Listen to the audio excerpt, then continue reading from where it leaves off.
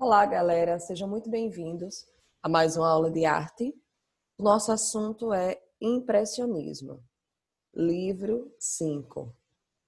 Então, nós temos alguns pontos para estudar a respeito desse movimento que revolucionou a arte moderna. Na verdade, é considerado o primeiro movimento de arte moderna, né? Quando o homem passa a pensar fora da caixinha, no sentido de pensar uma arte diferente, de pensar uma arte que vá contra as convenções acadêmicas, né? Uma arte que fuja disso, que quebre padrões de alguma forma.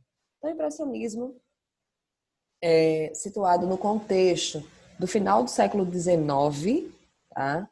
Surge na França por volta de 1860 e surge logo após a invenção da fotografia. Por que esse fato é importante para ser destacado aqui no contexto? Porque ele vai influenciar diretamente na criação desse movimento. Imagina um mundo que agora tem fotografia, né? Que as pessoas que têm posse, né? As pessoas que têm condições financeiras, elas podem muito bem encomendar um retrato, né? Da sua esposa, do seu filho, enfim. Então, essas pessoas não queriam mais retratos pintados, né? Elas não encomendavam mais os trabalhos aos artistas. Então, a arte, de certa forma, foi deixada de lado. Então, os artistas, para novamente voltarem ao mercado, para novamente tentarem, né, encaixar a arte nessa realidade, eles tiveram que inovar. Eles tiveram que deixar a fotografia tão rápida quanto, ou melhor, a pintura tão rápida quanto a fotografia, tá?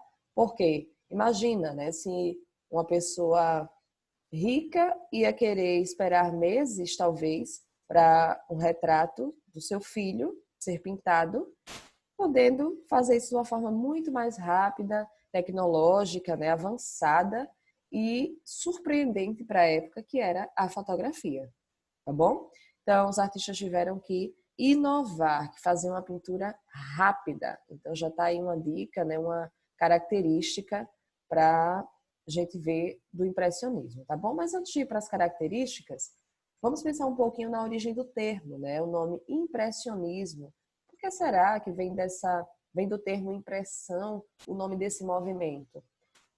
Esses artistas, quando fizeram essas artes diferentes, né, essas artes que se destacavam dentre as outras artes até então tradicionais, né, normais para a época, eles foram rejeitados, né, no mercado artístico, e eles não puderam expor as suas obras nos museus, nas exposições tradicionais. Eles foram realmente rejeitados, criticados por um estilo de arte diferente. Então, esses artistas criaram a própria exposição. Eles organizaram a exposição de arte no salão e expuseram suas obras lá, enfim. Então, um crítico de arte, quando visitou essa exposição, ele atribuiu o termo impressionistas àqueles artistas, né? Mas ele atribuiu esse termo de uma forma negativa, de uma forma pejorativa, para criticar, tá? Porque ele disse que aquilo dali poderia dar uma impressão de ser arte, mas não era arte, né? Porque fugia do padrão. Então, daí veio o termo impressionista. No início, os artistas rejeitaram, inclusive Monet, que foi o principal artista desse movimento, foi o criador dele, ele não aceitava esse termo, né? Porque foi dado dessa forma pejorativa. Mas, mais tarde, realmente ficou conhecido o movimento assim. Nós temos algumas características, na verdade é um movimento cheio de características. Eu elenco 5 aqui para vocês, tá? Pintura ao ar livre, essa é a grande novidade do impressionismo. É uma das formas dele ter sido subversivo, dele ter ido contra os padrões. Até então os artistas pintavam dentro dos seus ateliês, né? No lugar fechado, lá no seu lugarzinho de concentração, e agora os artistas pintam ao ar livre, eles saem para ver a realidade. Por quê? Porque a pintura ela tem que ser rápida, lembram? Ela tem que competir, de certa forma, com a fotografia. Então, o artista tem que pintar a impressão dele do mundo. Então, ele sai a uma praça e pinta rapidamente aquela paisagem. Ele sai para um parque e pinta rapidamente as pessoas que estão ali. Então, é uma característica pintura ao ar livre.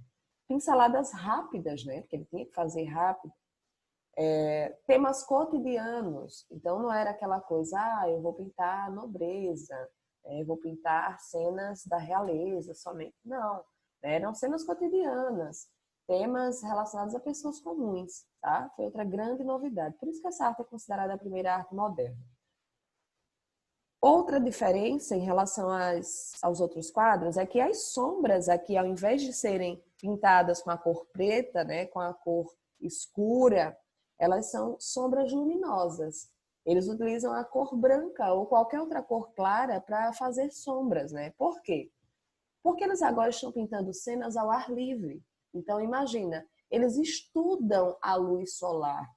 Eles observam como a luz incide em determinados objetos, né? Como a luz incide nas pessoas. A luz solar mesmo, né? Porque eles pintam a luminosidade do dia, né? Eles saem ao ar livre para pintar. Então, isso é muito legal, né? Nós temos alguns principais artistas aqui nesse movimento. Claude Monet, que foi o principal deles, tá? Um artista francês, tá bom? Artista francês. Esse quadro dele é considerado o primeiro quadro impressionista, tá, gente? Primeiro quadro impressionista. Tanto que o nome do quadro é Impressão, Nascer do Sol, tá? O próprio nome do quadro, né, já dava uma deixa aí para o movimento, né? Então, gente, ó, imagina, né? De repente o cara chega com uma obra dessa, uma pintura feita para ser apreciada de longe. Por quê? Porque a pintura de perto parece ter falhas por conta dessas pinceladas rápidas, dessas pinceladas marcadas, né? Aí você quase não vê onde acaba a água e começa o céu, né? Então, foi uma pintura muito criticada, mas não é porque esses caras não sabiam pintar, eles tinham estudado nas melhores escolas de arte. É porque eles quiseram realmente inovar, tirar essa ideia de perfeição da arte, de que a arte só poderia ser perfeita, tá bom? Então, Claude Monet foi o principal artista do movimento, tá bom? Outra característica, gente, é que eles pintavam vários quadros, né, de uma mesma paisagem, tá bom? Eles poderiam ficar de frente a um lago e pintar esse lago várias vezes durante o dia, porque eles queriam ver como a água mudava de cor no decorrer do dia, né? Como a luz do sol ia incidir em determinada árvorezinha ali, né? Então, a gente sabe que a incidência do sol muda, né, de acordo com as horas do dia, tá? Então, eles faziam esses estudos, por isso que eles pintavam vários quadros de uma mesma paisagem. Temos outro artista aqui, o Pierre-Auguste Renoir, tá? Esse cara aqui, ele já gostava de outras temáticas, né? O Claude Monet gostava mesmo de observar paisagens e pintá-las. Ou pessoas, né? Ele pintou muito a esposa, o filho, andando no campo e tal. O Pierre-Auguste Renoir, né, mais conhecido como Renoir, ele gostava de pintar cenas de festas, né? Bailes, como ele pinta aqui, né?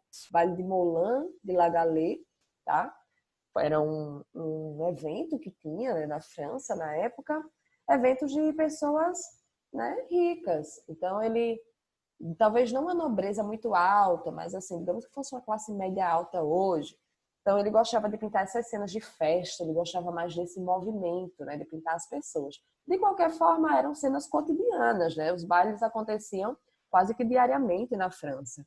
Então ele gostava mais dessa temática, tá bom? Da festa, essa coisa mais tumultuada. Nós temos o Edgar Degas, que se diferencia um pouco dos outros dois artistas. Por quê? Os outros dois pintavam cenas ao ar livre. O Edgar Degas continuava pintando no seu ateliê de pintura. Mas é como se ele pintasse assim. Ao invés de ser um artista que está lá na rua pintando, como os outros dois, é como se ele estivesse de dentro de casa observando a rua. Entenderam? De qualquer forma, ele pinta cenas ao ar livre, né? Ou seja, as cenas que aparecem nas telas dele são ao ar livre. Algumas não, né? Algumas ele ainda pinta assim no ambiente fechado, né? Aparece um ambiente fechado na tela. Mas, no geral, gente, ele gosta de pintar o movimento. Essa é a característica dele, né? As cenas parecem se movimentar na tela. Parece que você deu uma pausa, não é? Aí nesse o campo de corridas, que é o nome dessa obra, ó, jóqueis amadores perto de um carro. Então, parece que ele deu uma pausa, né? A gente consegue ver ali o movimento do cavalo, né? A crina ali balançando, o jockey, né? Puxando ali a rédea do cavalo. Então, parece que ele deu uma pausa. Você consegue ver movimento na obra dele, né? Esse pintor, gente, é conhecido como o pintor das bailarinas, tá? Edgar Degas. Ele pintou muitas bailarinas. Então, quem gosta aí de balé, já deve ter visto algum quadro dele. Quem não gosta também já viu, né? Porque hora ou outra vem nos livros aí algum quadro do Edgar Degas, né? Representando bailarinas, né? Tem um quadro dele, Aula de Dança, um dos quadros mais famosos dele, dessa temática de dança, tá? Ele gostava muito de pintar bailarinas, por isso que ele ficou conhecido como pintor das bailarinas. E temos aqui Auguste Rodin, que ao contrário dos outros três, não foi pintor, né? Ele foi escultor. Ai, Lu, mas a gente está estudando pintura impressionista, tá? Mas a gente está vendo agora que o impressionismo não aconteceu só na pintura, né? Aconteceu também na escultura. Então, o Auguste Rodin é o cara que representou isso, tá? Esse cara é considerado o pai da escultura moderna, tá? Então, a gente está estudando aqui a arte moderna, a primeira arte moderna, e aqui o primeiro escultor de arte moderna, tá bom? Ele é o pai da escultura moderna. Essa figura que vem aí, gente, nesse portal dele, tá? É o Pensador, que vocês conhecem muito bem essa escultura, só que ela solta. Tá? O Auguste Rodin fez diversas esculturas do Pensador, diversas, tá? Não tem só uma.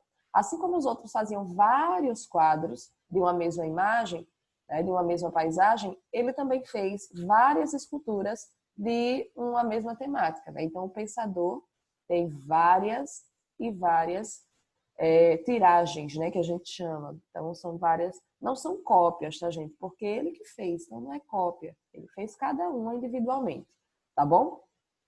Então, essa obra dele aqui é um portal, gente, tá? Todo fundido em metal, com esculturas. Tem centenas de esculturas nessa entrada, né, desse portal. É chamada a Porta do Inferno, tá? Esse portal que ele fez. Depois vocês pesquisem ele na íntegra, aqui é um detalhe, tá? Observem que está aí entre parênteses, detalhe, porque não está a obra toda na íntegra, é só uma parte dela. Para mostrar mesmo aí a escultura do pensador, tá bom? Com essa temática inovadora, essa temática moderna do homem como o centro, né? O homem pensante. Então, para a gente pensar um pouquinho também em relação a essa nova temática moderna, tá bom? Galera, nossa aula fica por aqui. Muito obrigada pela atenção. Beijos.